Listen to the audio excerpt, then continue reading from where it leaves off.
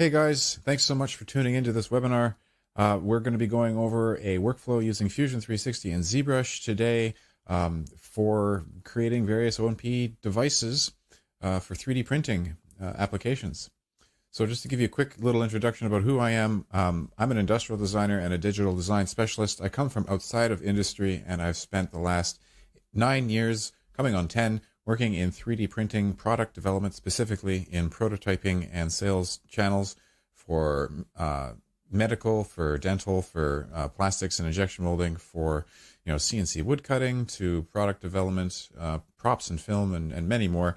I really enjoy creating for 3D printing, and with O+P being one of the latest entries into the field of 3D printing, I'm excited to be able to share my knowledge with you via these tutorials, training, and coursework.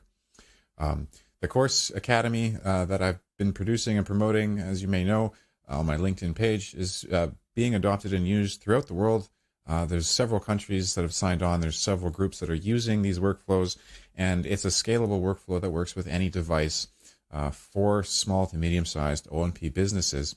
So it's being proven and used regularly. We're posting about it on LinkedIn for any success stories you want to see. You got to check those out online. So why do I design digital courses for this? Because there's a lot of obstacles in O+P for uptaking 3D printing.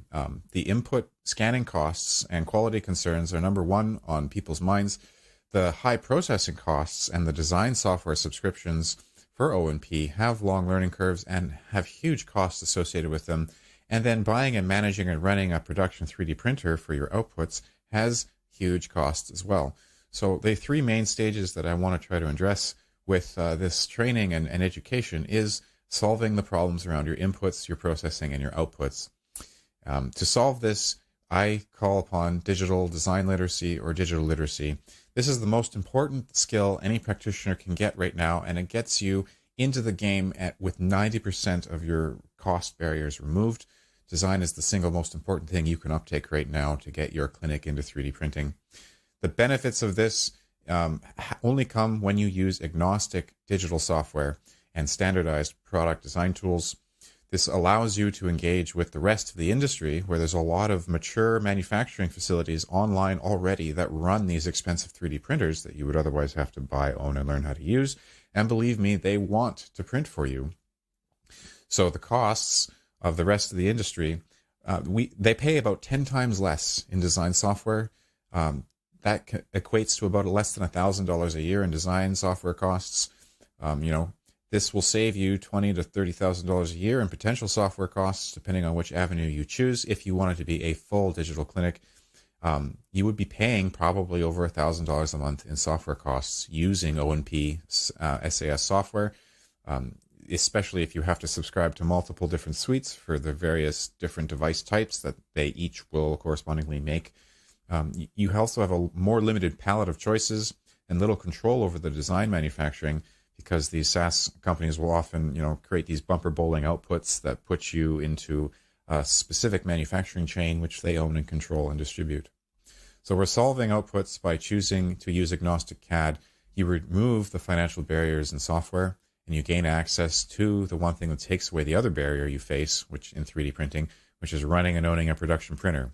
Using agnostic manufacturing languages and softwares nets you access to that existing market.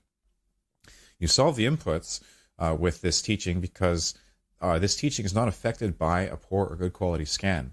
You can do the same amount of work for either type, and you can scan for free with the lower tier scanners and learn how to design. So someday you can get someone else to print for you, and that's the game we're playing here, is outsourcing people's production or taking it in-house with more budget affordable printers in FDM. So your inputs, being the scanning, can be free. The processing can be agnostic CAD at 10 times less the cost, and the output of owning a 3D printer are removed using agnostic CAD design. Using this knowledge, you get into the game much more quickly and much more affordably, and you're investing in your skills. You're investing in yourself over buying machines or buying into someone else's business model through an SAS software. So using this code below was only valid for the rest of the day of this webinar. Thanks to all of you who are tuning in. use this at the checkout of any of our courses to get $100 off any of the choices that you want to purchase. So thanks for tuning into this quick little opening spiel. Let's start and dive into today's webinar. Hey guys, thanks for tuning in. Welcome to this workflow fly-through. We're going to be tuning in today and starting from absolute scratch to a finished 3D printed product. We're going to go through how to make an AK socket using some of the existing workflows that are taught within the O+P Digital Designer Academy training, as well as some new ones which haven't yet been released but will be coming very soon. We're not only going to look at designing a liner-based AK cover for MJF 3D printing, we're also going to look at some of the color workflows and texturing we can use to be able to create some pretty amazing surface texturing and painting using Zbrush. And of course, Fusion 360, my absolute favorite. So I'm glad you guys are tuning in. This is going to be as live as I can make it, and we're going to time ourselves to see how long it takes us to get from the beginning to the end. Let's start off by opening up Zbrush and hopping into our beginning lesson. So I'm going to start off with a blank slate. I'm going to delete what I just did just to validate that I could do it. We're going to start off with a 3D scan of a plaster positive that's been carved and modified and labeled. This is a great example of how you could work with a digital designer remotely as a practitioner or a practice. By doing a traditional layup and modification, you could then scan those and send those to a digital designer who is not clinically certified, but who could still easily pump out a digital file for you to then carry on through manufacturing. So that's exactly what we're going to do. Bypasses my need to clinically validate my work. It's all here for me. It's been labeled. I just got to go in now and process this for CAD. So let's get started. The color is amazing, right? You can tell this is a high quality scan. It's been processed a bit. The colors are baked in. Really excited about this one. Let's dive in. I'm going to start off by first defining my trim line, and I'm going to be using just the regular masking brush to draw this out. And don't worry, again, if it's not perfect, this workflow is really robust and you can fix it up near the end. What we're going to do here is just lay down the foundation, and then we're going to start processing it. So something like that. I might go back here and just quickly clean that up. Nope, that is the wrong button.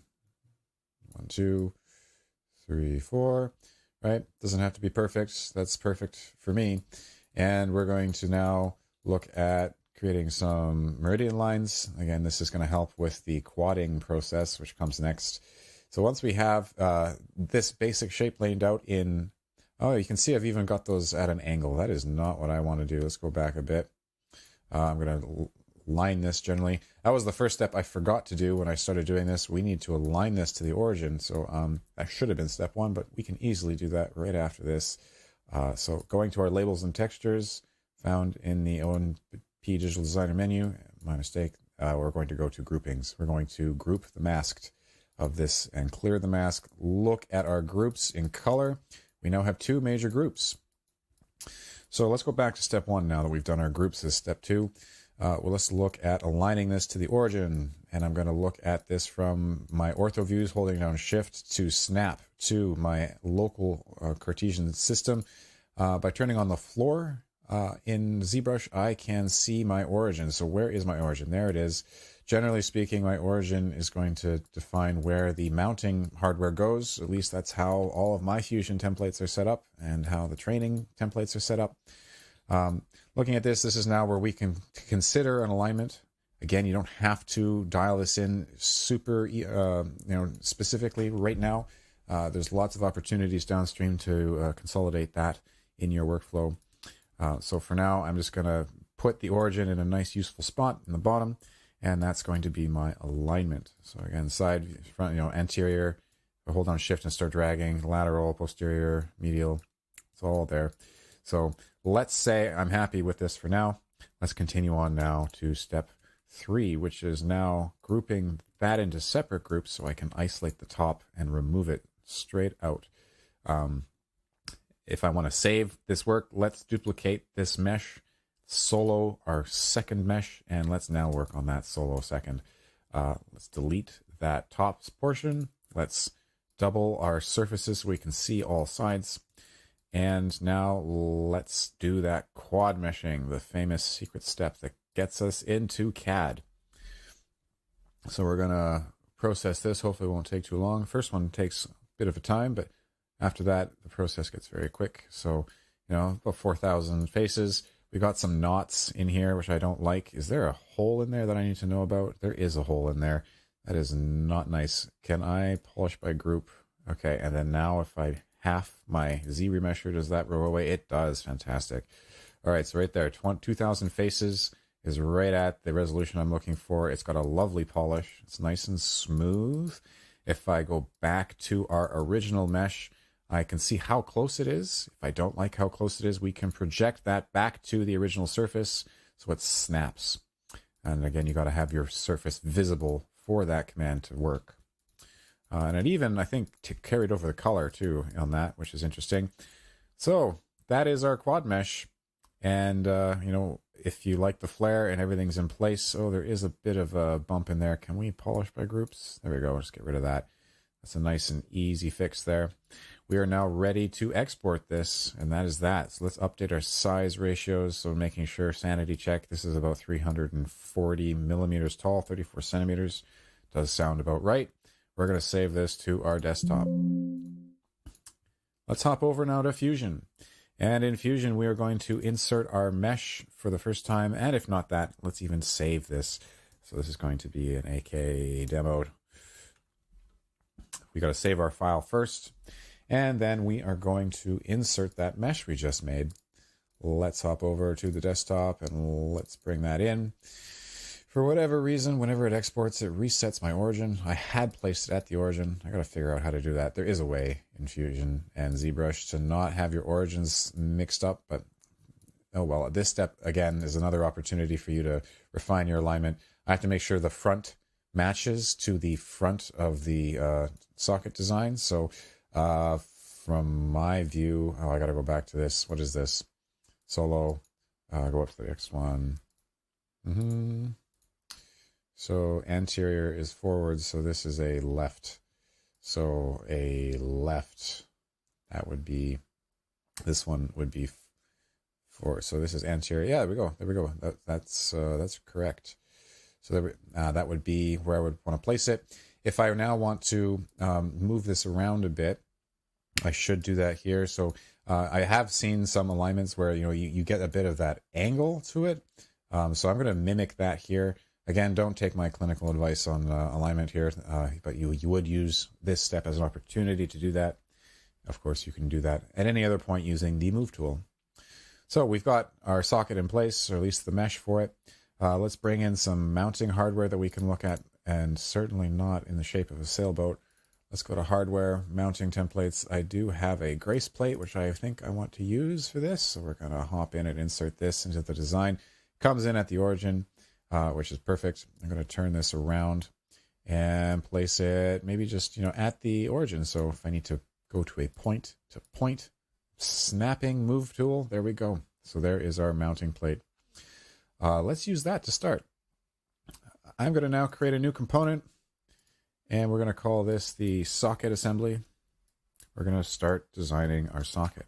So our socket has two components to it, right? We're going to have a component within this component, making it an assembly or a sub-assembly.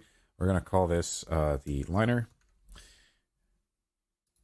And then we're going to do one more for the socket design. And we're going to call this the hard shell or the outer or the socket. Now that we got both, let's start off by creating the liner. So the liner is going to be made from this quad mesh we just made using the form workspace, using the convert quad OBJ to T-splines. We can very quickly create this shape. From here, if we hit finish form, we now have a surface, and we can now try thickening the surface outside of the spline workspace. Now we do this because if we want to parametrically update this later, using the surface workspace allows you to do that. Spline modeling does not. Spline modeling is a direct modeling method, which means any manual tweaks you put in there will stay there. And you can't automate that or redefine that with a new value. So That's why I did that. I'm also going to leave my hard edge on this so that we can return to ZBrush and mask by hard edges to isolate the outer surface of this liner for textures, which is part of the process we're going to be visiting. So for now, I'm just preemptively leaving these hard edged. So there is our liner, our basic shape. We might need to cut into that a little later for an opening, but let's do that once the socket's built, so we can now hop into the socket component we made and do that process again. Let's convert that quad mesh.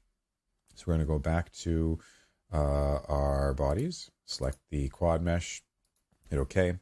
We're going to immediately thicken this quad mesh to the initial liner shape plus a tolerance. So let's go 4.2. And we're going to have no edge, which means we're going to create two bodies. We're going to create that original skin tight body, which we can now hide. And now this new one, which is 0.2 millimeters off of the inner liner. So this new surface is now the inside of our socket. We need to now consider thickening this again by another further wall thickness. So MJF wall thicknesses should be at least 4 mil. How much you do exactly is up to you. There's a wide variety of preferences there. I'm going to leave it at about 4 millimeters. Right, so we now have our inner and outer walls as two bodies. We can stitch this up at the top when we're ready. To get to the consolidation here to the grace plate, we're going to need to use this quick little method here. So I'm going to hide the inside body because I don't want that changing. I'm going to now look at our shape from the side here and just try and figure out where I want this line to flow. So it comes up to about here, let's say, which makes about sense. Maybe go one down. So I'm going to double click this ring. I'm going to delete that. I'm going to take the resulting body and also delete that. And we now have perspective. Don't like that. We now have the edge we're going to need to use to match to our grace plate. So we can now double click that whole ring and we can now match this to a CAD edge like this. And it's going to hop on down. So because this is the outside of the surface of the socket, we can create a fall off if we want to. So if I fall this off by 150 millimeters, you can see, oh, that's way too much. You can fall off the feathering of this. Let's try 50. Oh, that's still too much. Okay, so no fall off. And if that's because we just don't have enough resolution between this ring and the bottom. So let's hold down Alt and manually move this down once. And we're going to add a ring in between where we're going and what we're matching to. So something like that. So now we can pull that, and match that. That is not what should have happened. Let's try that again. Double click that opening edge, match it to the CAD surface of our plate. And can we do a fall off of 20 millimeters? Of 50 millimeters. Okay, that's a little better. 70 millimeters. Nope. Let's stay at 50. There we go. You just get a little bit better of smoothing that goes on.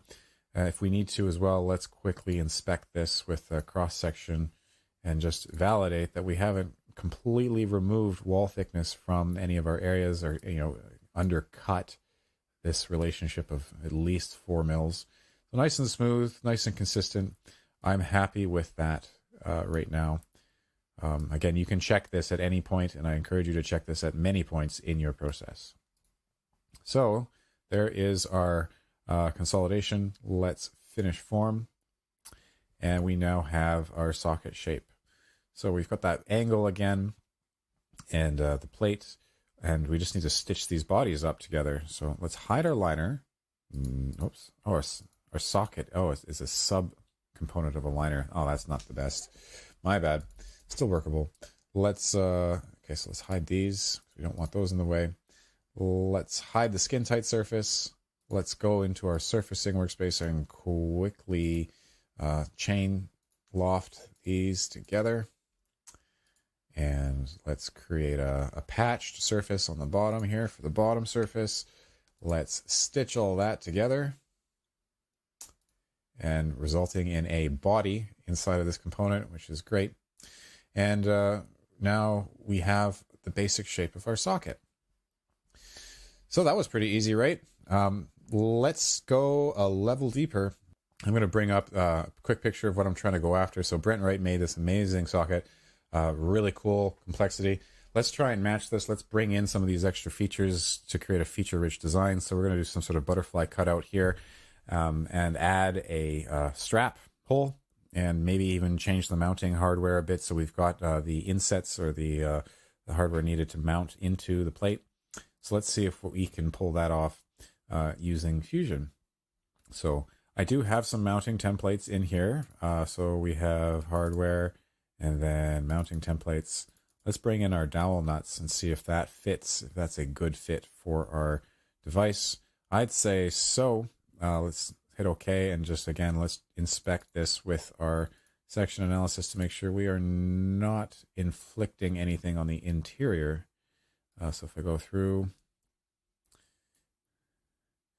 yeah, so that's got good clearance.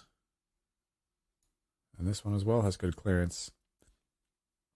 You might want 1 or 2 millimeters more, depending, but that certainly looks workable to me. So there is our assembly. We can now quickly just combine, remove all of these from the socket.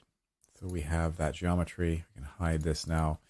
And there is our geometry for mounting. So this could be the plate. We could even add the pylon next if we want to. So now looking at this, let's get that butterfly shape cut through. So I'm going to look at this from the back. Let's create a new sketch on the central plane here. And, no, that was the wrong plane. Create a sketch on the front plane, looking at it from the back. We're going to now be creating a spline by the looks of it, and we're going to sweep right down this leading edge, and we're going to try and cut out a nice opening window for ourselves. Again, don't worry if you're roughing it in. All of this can be bumped around after the fact. I'm going to do my best to accurately represent this from the image. So just bringing these out.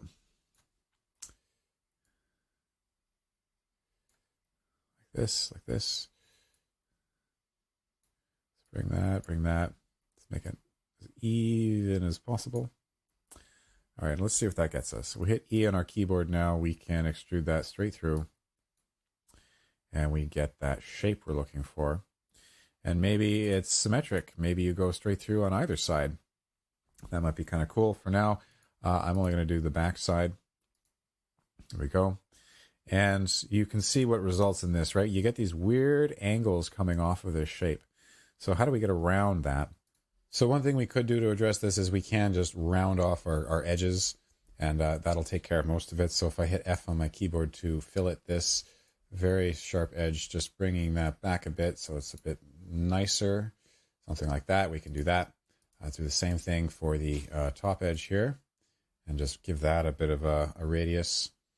And now when we go and round our edges here at 1.5, that should really just take away that thin, sharp edge that we were seeing. There we go. So that's much more consistent. So that's an easy way to do it.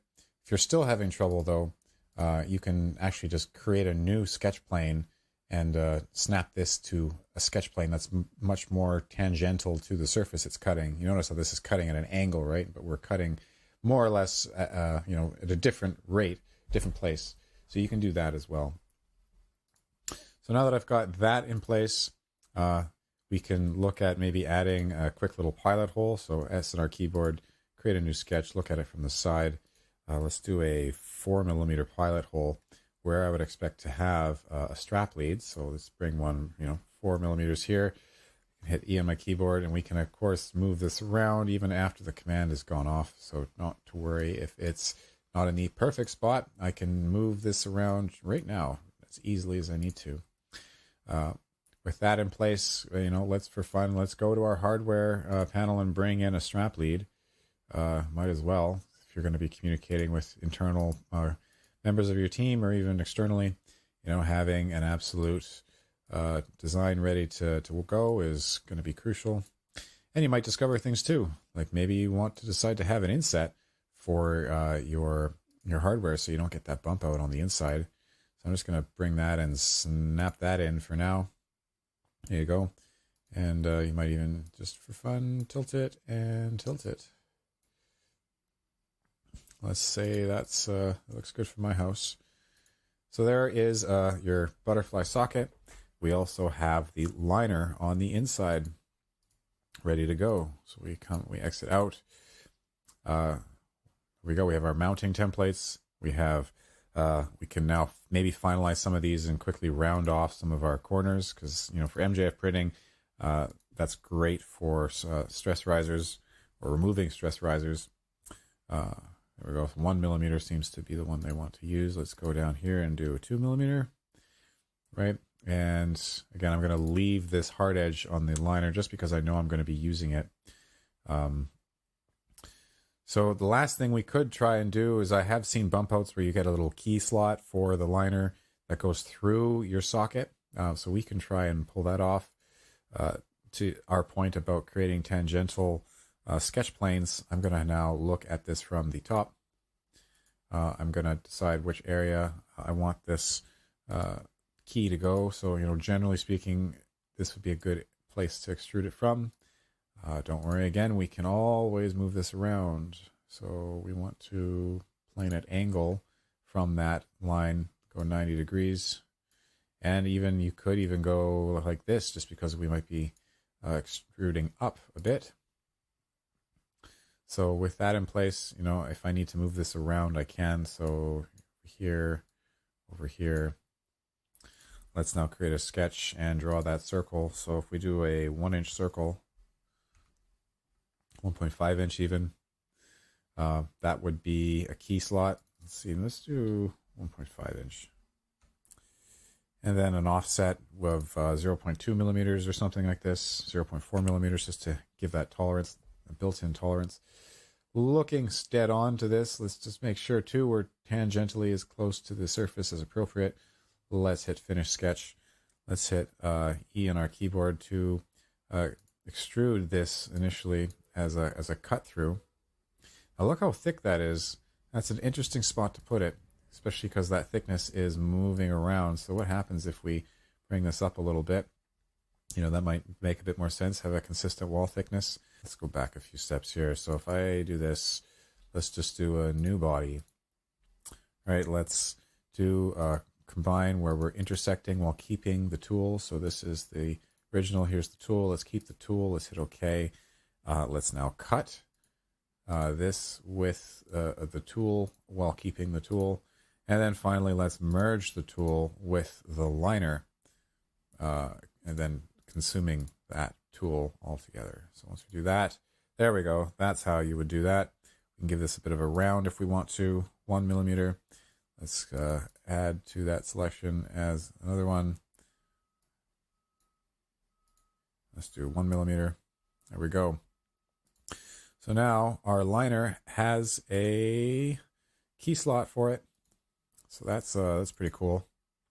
We now have that in place. And we are ready to export. One thing I forgot to do potentially was we don't have the siding, sort of a flare, right? This is a flush top. Let's try and change that. Because with these, I can select this and hit delete. I can select this and then hit delete, bringing that whole edge down. There we go. Same for the inside wall. 1, 2, 3. Let's do that. We're going to break a whole bunch of things downstream after that, but let's help it out, shall we? Hopping back in, tangential chain selected. Let's quickly loft those together. This needs to be restrung. And if you need to grind that down, I'm sure you could. You can see, though, how this becomes a problem as you start cutting through the plane at an angle like that. You really do get this bad geometry. So let's also go and adjust this by creating a plane, just like we did for that key slot. So let's just sort of change the angle of projection. So plane at angle, I'm going to do this. I'm going to do that at 90 degrees. And when we move forward now to see this sketch, let's right click and redefine its sketch plane so it's on this plane, right? And then now we can move this into place. Let's look directly at this. We can kind of see now where everything is landing. Orthographic. We can hop in and edit this sketch.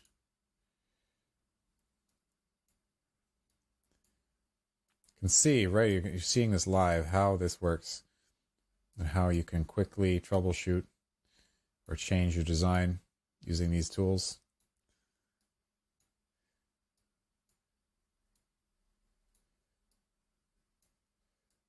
So something like that. Going through, and coming around. Just really trying to help out that trim line.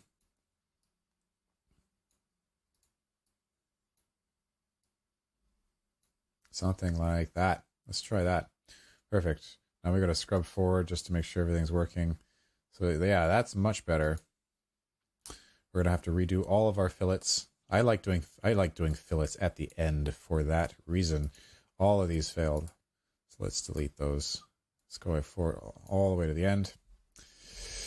Now that we have all that in place, let's finish off with those fillets. So let's get rid of these corners.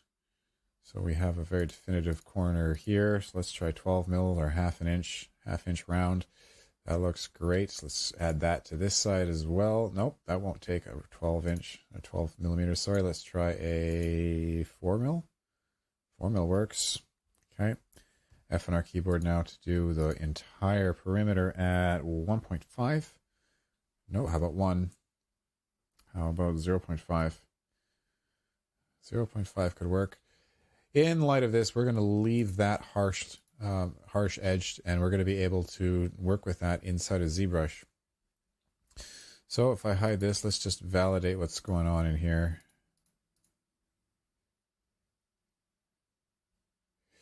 Oh, that's interesting. Not quite where we need it to be. So this one, we need to have this go 2 directions because it's not quite on the inside fully.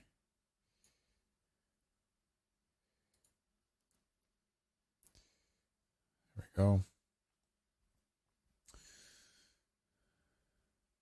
So there you have it. There is the socket. There is the liner. There is our mounting plate and our hardware. We're now ready to export this by the looks of it. Strap lead. We'll leave that in there. What the heck? And where is this grace plate? So we can probably remove that. Perfect. Let's go in now and save this as a mesh. So we're going to do 1 file per body. Save it on high. Save it to the desktop. And that was that. So we do have, at this point, a socket ready to print. That's about halfway through this workflow. And we're at about 20-25 minutes. Now we are back inside of Zbrush and we're taking a look at the results we have made. So there is the socket and the liner. Everything is lined up and nice and neat and tidy. We have those hard edges again. So that is, again, we're going to use those to our advantage. We're going to group by normals. So turning on our groups, we got one group right here. If we turn on by normals, we all of a sudden have a group for the outside face, which is going to be really useful so that we can isolate and only work on that portion. Same with the liner. Let's go and group by normals and get that outside edge on its own. With these groups now in place, we are able to go and dynamesh these to a really high resolution for the next stage. So we're at 70,000 polygons. If we go up to 1240, we are going to be rocking 2.8 million. Not bad. I can work with that. We now need to, let's look at creating our, let's do the texturing. Let's do this texture our liner, because that window is going to provide a really cool opportunity for exactly that. All right, so there we go. Lots of resolutions. Let's try this again. So selecting this, mask by border, grow, sharpen, grow. So if it's, again, if it's lower density, this happens much quicker. You're growing by a relationship to how, dense your vertices have been packed. This is going to be important because we are going to apply texture to the edge, and we need to create a mask that masks away that upper border. Being able to do that after the CAD process, this is one of those weird little bottlenecks a bit in terms of just ease of use. But there you have it. Something like that works well. So let's go and to our groupings and let's group by masked.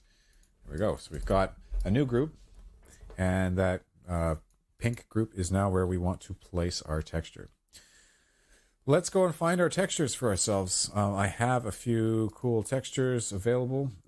These are all black and white alphas, and there's lots of cool communities online for finding alphas. Let's mask by alpha. There is our texturing, and it goes down to this weird point over here. We might be able to just completely mask that away. And if you need to, let's Control Shift select this group. Let's just work with it a bit. I'm going to feather mask this away. So can I alpha, just, really slowly feather that down to nothing. So something like that. That looks pretty good. And now we are ready to inflate this in. Let's polish that. Let's clear that. And there you have it. If we need to, we can quickly cut this in half. Let's just see what our wall thicknesses went down to. So we essentially got, half down, so from 4 to 2. But you're getting that nice, some good flexibility there. And then return to wall thickness at the bottom. So that's a cool little value add. And there you have it. So that's pretty good. And we still have that keyhole, which is fine. So we have that in place. Let's now look at the cool part, which is let's talk about color and see what we can pull off with this. So check this out, guys. I'm going to be showing this in a new training real soon, but being able to create seamless texture patterns for sockets or round shapes of any size with seamless patterning. And you can also get into not only creating the color, but the alpha maps and the light specular maps and the bump maps for the same image, which is really going to allow us to not only color our sockets, but to texture them with great precision. So let's try these out. I'm going to bring one in, and I'm going to insert that as my main texture. I'm then going to import the same style for the alpha as well. So same image, different outlets, and we're going to now try and wrap this and do the exact same thing we did. So UV cylindrical, and with colorize and mRGB on, we're going to start by poly painting from texture. And right away, there is our texture. It's very beautiful. It's got lots of curves and lots of color. I'm happy with that. You can play with placement by rotating the whole assembly around and reapplying your cylindrical map. Also, too, a spherical map can give you a different result. And even that one's got some really cool placements. So maybe I'm going to keep that spherical map. So now that the texture's there, let's turn that off for a second and let's mask by alpha. So there is that alpha that matches our color, which is great because if I start to now, if I isolate this outer, and I'm also going to mask away our mounting plate because I don't want anything down there. So with this in place now, and actually, you know what, let's flip this. These can't have anything to them either. So you're going to have to do a bit more, using those groups again, right? The group control is going to really be important for this to go off successfully. You know what? Let's not try and mess with this. Let's just straight up take the alpha off the bottom altogether. So looking at it from the side, let's just fade this out altogether, starting from about here. We can fade that. We can add to this. So there. So none of that's getting affected by this next move. Let's now do that inflate and see if we can add just a bit of texture. go. And let's polish that once. And if we clear the mask, we have not only the texture, but the color. And all of that in the same spot. So I can remesh this. We have 1.8 million polygons. If I try and show that here, it's going to be lots and lots of data. But that's it in a nutshell. Being able to take an image, create a seamless texture, and then apply it wrapped around your device is really going to take this whole design to the next level. We can now prepare this for 3D printing using our workflows. We're at 1.8 million polygons. I want to probably be at 160,000 polygons. So let's do 2% of the existing size. And I didn't notice too much of a change, a bit of a change. So we're going to up that up to 4%. There we go. So we can look at that and look at how much polygons we had taken out of this while still retaining that nice color. If I go solo and look at the inside polygons, you can see how much it removed from the inside too. That actually might be too much to remove. So what happens if we bring this to, let's say 10%? Yeah, so that's probably a little nicer.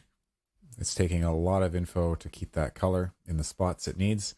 But by stripping the color away from the inside, you maximize the resolution needed for the outside to give you that maximum color for the least amount of polygons. And that would be it. That would be your socket ready to go for MJF color printing. You would simply scale check that and export as a VRML for use inside of quoting for HP. One final tip, guys, if you want to bring those meshes back into Fusion 360, you can certainly do that. I'd recommend making a new component for the ZBrush files, having that on hand, and then being able to still reference your master design file with the CAD right underneath it, right in place. So you can still go back and edit. You will have to go and redo your ZBrush workflow. Once it's done, you can save that inside your master template so that it's still available in your library of patient files and available as a mesh in the event that people need to review or measure or export. So all of that, again, brought into Fusion 360 and is still a part of your pipeline once it's all said and done. So I hope you guys have found this useful. This has been really fun to showcase.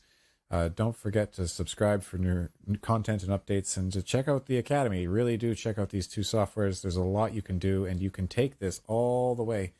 Really exciting stuff, guys. Thanks for tuning in. I'll see you guys in the next video with O+P